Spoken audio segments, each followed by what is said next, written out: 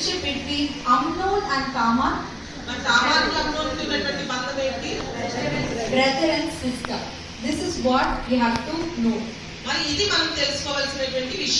Here, Amnon was very sick due to her, his sister.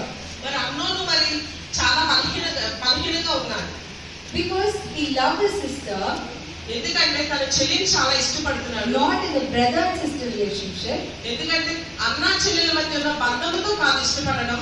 in the way that world describes about love.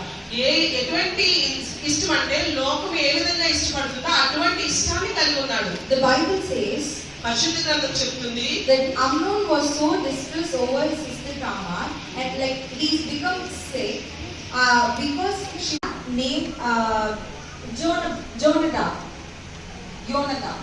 మరి ఇక్కడ ఒక వ్యక్తి గురించి నేను చెప్తున్నాను, యోనాథాను గురించి. He is a friend of Amnon. అమ్నోను యొక్క స్నేహితుడు జోనాథాను.